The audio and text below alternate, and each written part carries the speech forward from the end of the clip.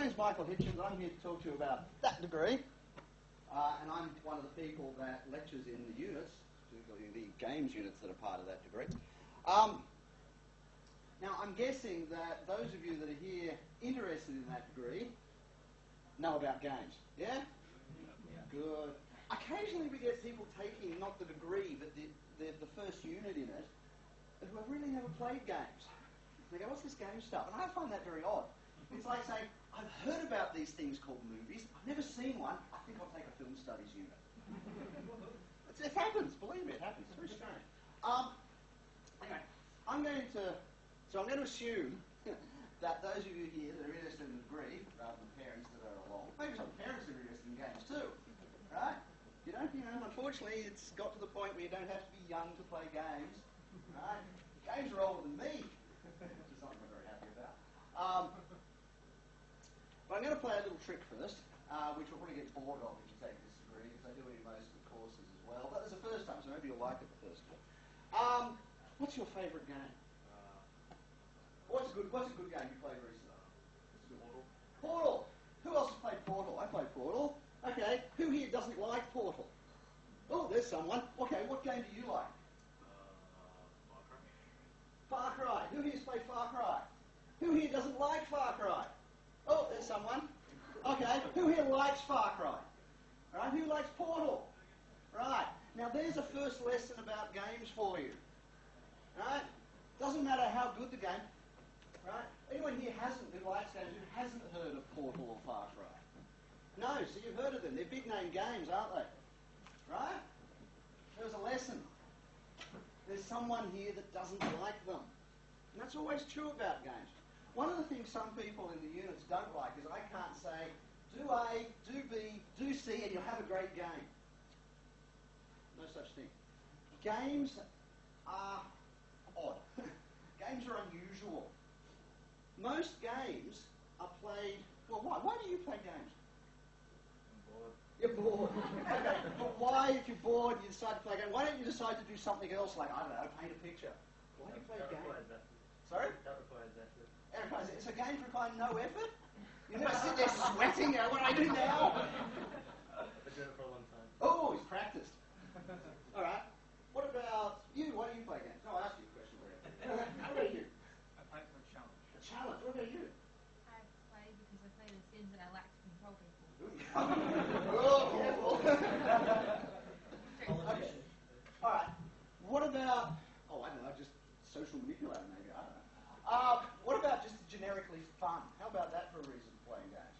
Yeah? Okay. That's part of the trick of making a good game. They're fun. But not everybody's definition of fun is the same. Let's take the two games that I've been playing recently. I'm a little bit behind in my game playing. I'm playing Assassin's Creed 2 at the moment. Who's played Assassin's Creed 2? Yeah, lots of people. Who thinks it's fun? Yeah, right. Popular game, lots of people like, lots of people fun. The other game that I'm playing at the moment is called Hearts of Iron 3. Who's heard of that? Whoa, somebody has. I'm amazed. What do you know of Hearts of Iron 3? What can you tell? It's really hard to explain. Okay, I'll try. Hearts of Iron 3 is an incredibly detailed simulation of the whole world, or specifically the military parts of it, between 1936 and 1948. It counts time by the hour, and it tracks units down to individual, well, it at least tells you in individual military units how many men are in each of them. Right? It is an incredibly detailed simulation which not terribly many people have heard of. And, it's not as mainstream as Assassin's Creed. What different people find fun differs. Making games isn't just a formula. There's formulaic parts to it, and we've got that in our degree. But we've also, you've got to acknowledge that there's creativity, that there's imagination, that there's, a spark that goes into making a good game design. Now, that's not all there is to it, but it is important to recognise that there are lots and lots of different types of games, and lots of different people play them for different reasons. You need to understand a lot of things about games to be able to make a good game. They're not just software, they are software though. That's another thing you have to recognise about games. They are pieces of software. Rather complex, intricate, interesting pieces of software. So if you want to be able to create games, that means you have to learn programming. Part of what the degree does, which is you program. Another thing that if you want to create games, well, you really should like them. One piece of advice, first piece of advice that I try to give to anybody that says, what should I do at university, what should my son or my daughter do at university, is do something you like. You're going to spend at least 3 years on this. Right? There are going to be times when the assignment's due tomorrow, it's 2 a.m. in the morning and it's half finished. And it's, why the hell am I putting myself through this? Do it because it's something you want to do. If you're sitting there 2 a.m. in the morning trying to finish a half-finished assignment for the morning and it's not something you really want to be doing, why? There's better things in this world. Okay, so if you like games, if you want to learn how to make games, if you're interested in programming because that's how games are made at base, then this particular degree might be for you. Games are fun. Games are software. Games are a fun way to learn, at least I think so, and a good motivation for you. It's like, why am I doing this programming unit? Because it's really hard. Well, it's because then I'll know how to make games using that, whatever that unit's teaching me.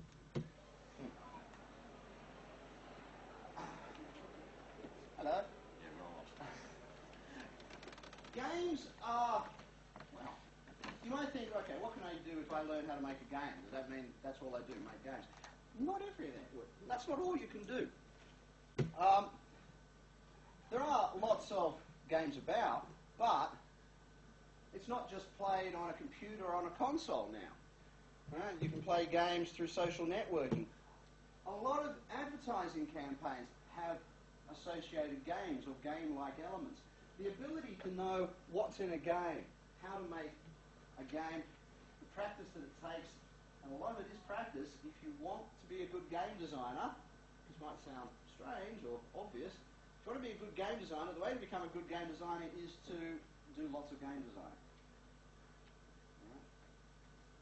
You've got to practice and practice and practice over again. It's the same with any skill. If you want to become good at it, you do it. And then you do it again, and then you do it again, and you refine.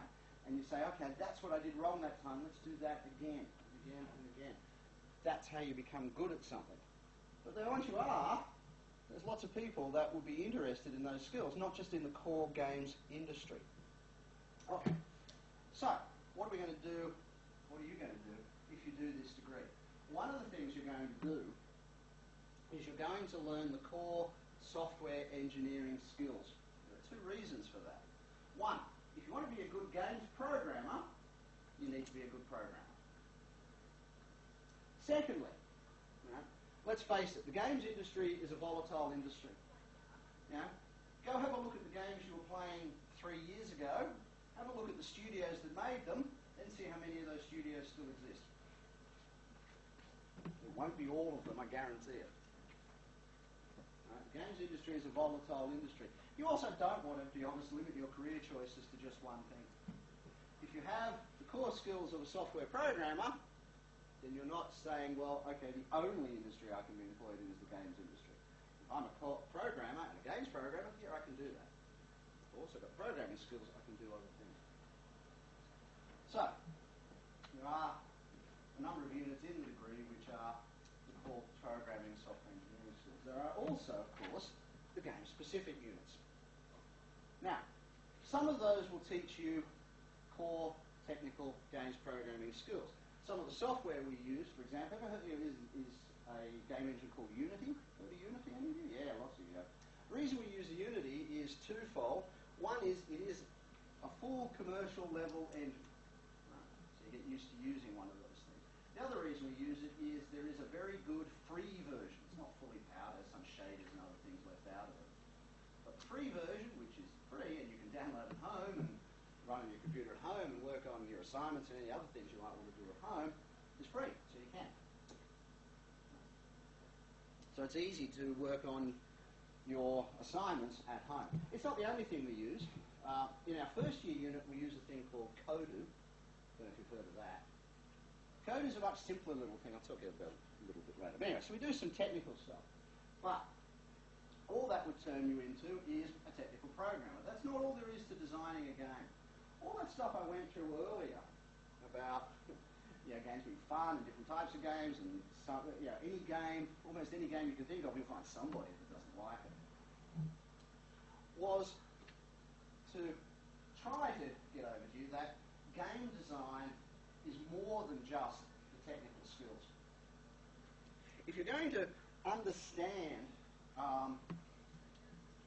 games and be a good game designer, you need more than just the technical skills. You need to understand how people relate to games, how they fit into society, what people do with them, why they play them, how they play them, what they're thinking about when they're playing them. As a game designer, what you're trying to do to your player is say, spend your free time on this thing. You've got your free time. You can do whatever you want in your free time. Do this. It's not like work. It's not like saying, well, your work, you need a word processor. Here's a word processor. You've got to use the word processor. You don't have to play games. Very few people have to play games.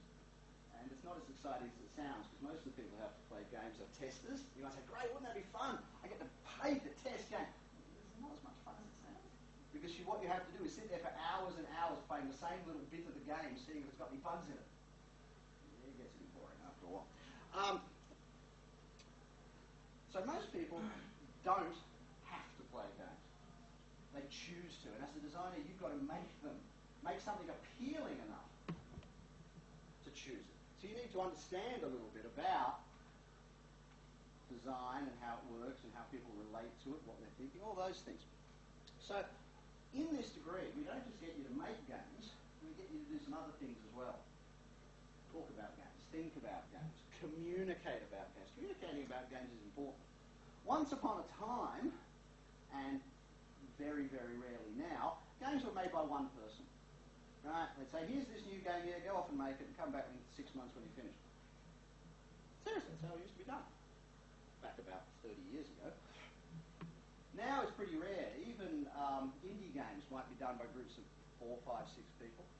Large games, like Assassin's Creed, mentioned earlier, well, that's peak. The team doing that was in triple figures.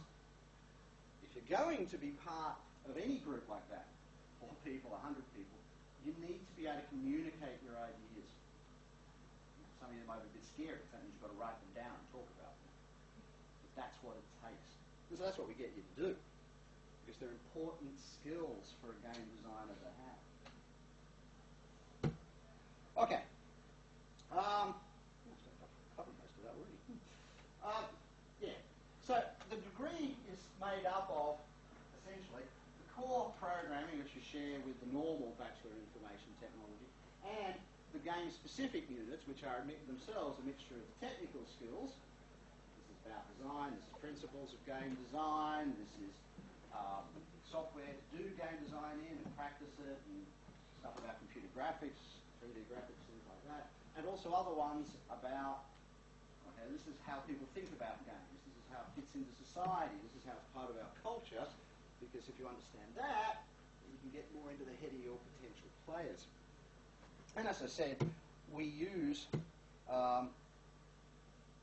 pieces of software, both of them free. The bottom is a screenshot of Unity, a little bit out of date actually. It's a Unity 3 shot, it's a lot dated, it's Unity 4's out now. The one above it's a thing called Kodu. That's what we use in our first year unit. The reason for that is our first year is taken by a lot of people, not just games people, and so they don't need to know any programming to use Kodu. It also means you can get to the design straight away without having to learn lots of ins and outs of the software. Unity is a complex beast. That's what you need to learn eventually. So we start that in second year. Whereas by using Kodu in first year, we can start talking about design and the principles of design, what makes games fun, how actually the challenges relate to each other, how difficulty, the difficulty curve in games, all sorts of things like that, with a very low technical threshold. Like Unity, Kodu is free, and you can download your computer at home and work on your stuff at home. Okay. As I said, the degree is a mixture of a number of things. Most of the units in it are taught by the computing department, which is where I'm from. And so I lecture in a couple of the units. Yeah. We also have some of the stuff taught by the media department. And they do things like the animation unit. So we have a unit specifically on animation and modelling. But they also teach some of the more theoretical units about, as I said, the place of games in culture and society. Now, this isn't the only games degree around. Most of you who think about a games degree probably know that. When we were creating it, we decided not to reinvent the wheel. For example, I know there's one at UTS. It basically consists of technical stuff.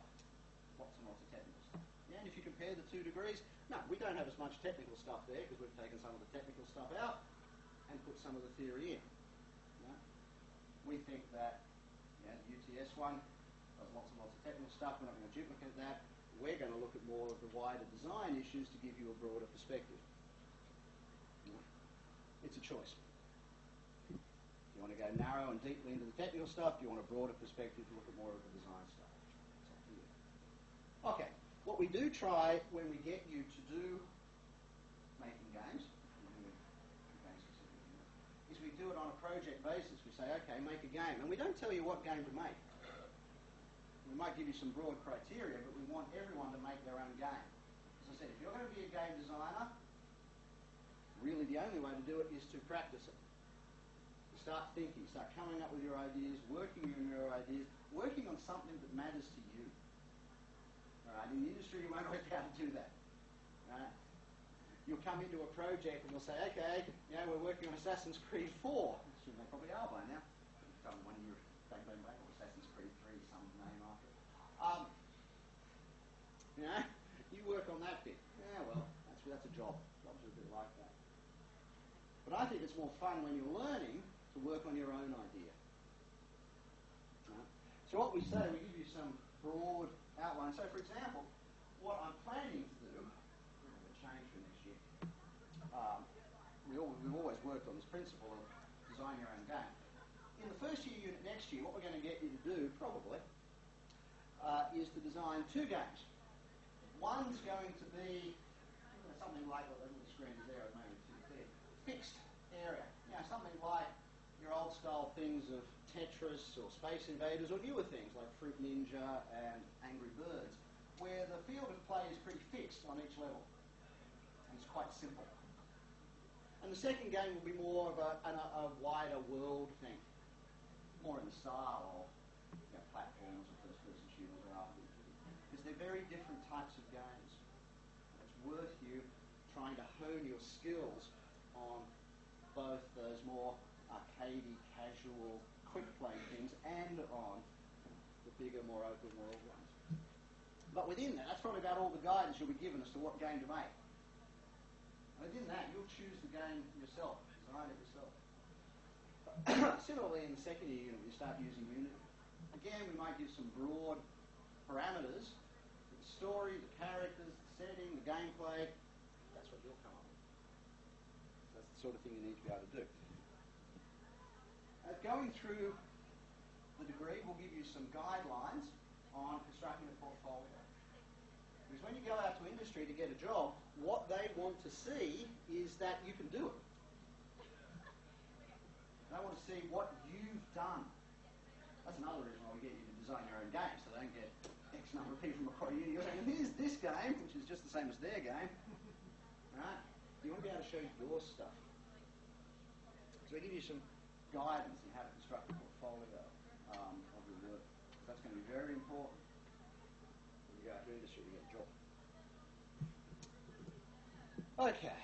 The details. 3-year degree with the option to go on to research after that if you're interested. The degree's basically 3 years.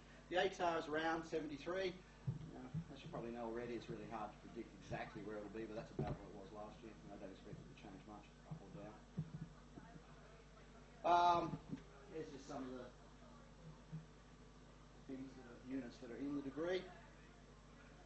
As you can see from looking at them, some of them are the same as the BIT. The software technology stream of the BIT. So things like data structures, object-oriented programming, software engineering, stuff like that. Of course, we've got game-specific units like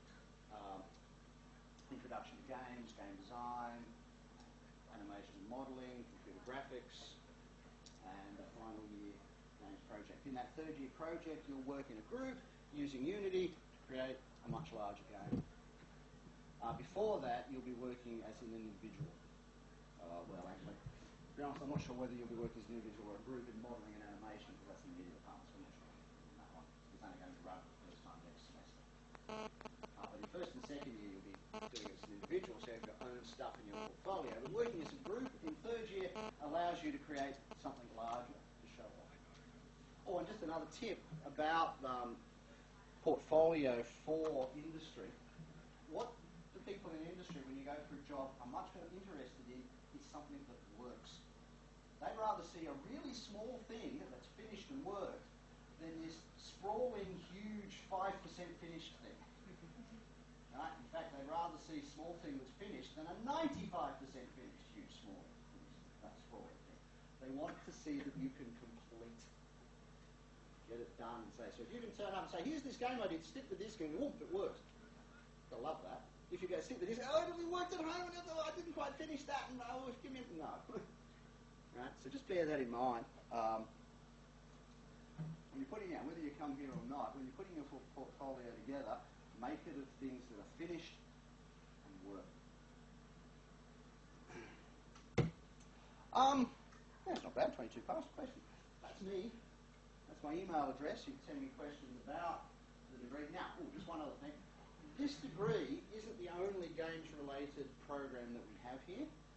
This is the program in the computing department. It's the one that's the teaches you the technical skills of programming. There is another course it's a major called Interactivity in Games, and it's in the Bachelor of Arts. It has a lot of the game-specific units, but none of the programming.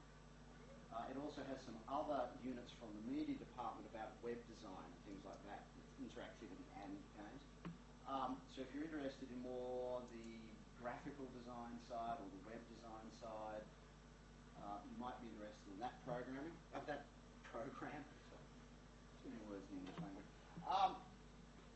In that course, but it won't make you into a programmer. It's got one programming unit that isn't.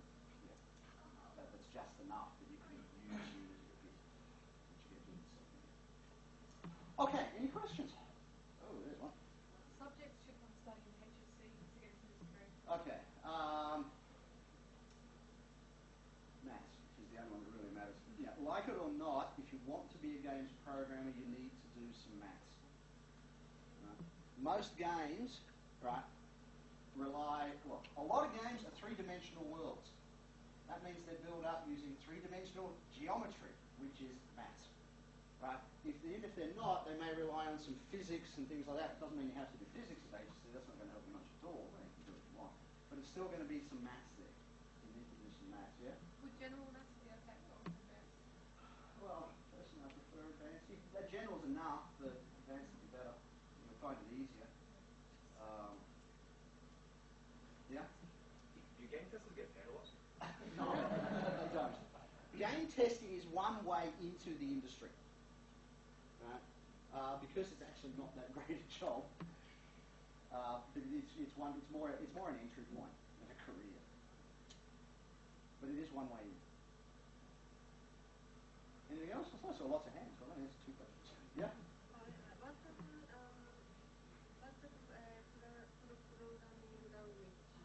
Programming language. Okay. In first year in our programming units, we use a language called processing, which is a derivative of Java. It's actually Java with a couple of bits added on, really, which is actually good for us in the game stuff because the bits that processing added on are all about graphics and drawing stuff, and it's actually quite nice to use that. In Unity, the scripting is either done in JavaScript or C#.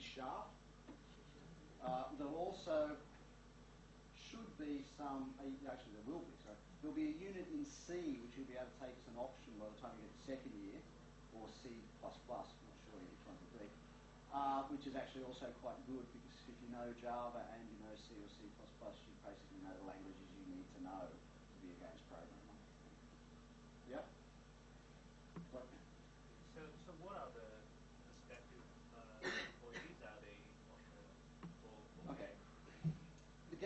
industry in Australia is different to what it used to be. Right? A few years ago, there were big studios that were either independent or subsidiaries of the big game companies. Now, unfortunately, a lot of them have closed down. The games industry in Australia, though, still exists. Most of it is, though, small independent companies. Right? Maybe a dozen people. Now, getting jobs with them will be possible, but I can't give you the names because the ones that are here now will probably not be the ones that are here in 3 or 4 years' time. I suspect that's how the games industry in Australia is going to stay for some time to come. Limited amount of large studios. There's still the Canberra studio 2K, is back to being called Irrational. And a couple of others around as well. Microfoot's still around, and a couple of others. But most of the Australian games industry is small companies doing, basically hoping to create the next Fruit Ninja. Seems like they're not so promising. Yes and no. I mean, you can make an awful lot of money out of the games like that. Just ask the guys behind Angry Birds, right? And even I think Half-Brick, that's the one behind Fruit Ninja. I don't think Half-Brick's short of $1 or two either. You've got to remember though, it's a creative industry. Right? In some ways, it is like the film industry. Right? I heard once that was it 10% of films make a profit paying for the other 90%. Right? For every Fruit Ninja or Angry Birds, right, in the game store on your iPhone, your Google, your Windows phone, there's a lot of games that don't make money. But the industry knows it's like that, so it keeps trying. So it depends. Part of it depends how much optimism you've got. If you're willing to give it a try, you'll find the opportunities in Australia. Now, if you want to work for the big companies, right, if you want to work on the next Call of Duty or the next Dragon Age or the next Metal Gear Solid, you'll probably have to go overseas. Now, I've had friends in the industry that have gone overseas and been quite successful. But you do have to recognise that might be what you have to look at eventually if that's the sort of thing you want to do. With finishing this degree, I've got knowledge overseas. Oh yes, yeah. I mean, you say, look, I've studied core programming, I've done software engineering, I've done 3 units using Unity. Yeah, then sure. Yeah. I mean, I can't absolutely guarantee that because, as I said, we only started the degree last year. We haven't had any graduates yet, right? You lot will be the second part of the second intake. So I can't put my hand in my heart and say yes, it will, because I've got no evidence to base that on. But it should. What effect do you think cloud computing will have on the games industry? An effect it's already having. I think it will. Oops, I shouldn't have done that. Hit the wrong button. No, I turned the wheel the wrong way. It's having an effect already with things like Steam, Uplay, games through social media. What it does is, in some ways, it makes more opportunities because it makes it easier for people to play not just games anywhere, but keep playing their games. Right? You can now, with things like Uplay, you can play your Ubisoft games at home, go to a friend's place, log in, and get access to your own save game. Right? So that, in terms of the types of games, I think we've already seen the effect with things like that stuff on social media, like Farmville. I have my own biases when it comes to what games I like. You're going to have to allow. Well, if you study games anywhere, you have to allow for the fact whoever your lecturers and students and so on are, they're going to have their own biases, which games they like, which games they don't. Right? You're just going to have to, and which games they know. Right? I can't play every game that's out there. So you might have this game that's really popular, and you think it's great. I've never heard of it.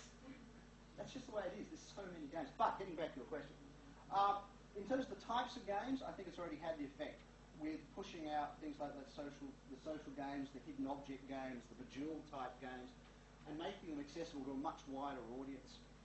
Right? Farmville at its top has something like 60, 70 million players. That's a lot. And the cloud then will let people put their save games, their status, their connections with their friends, and allow them to access it.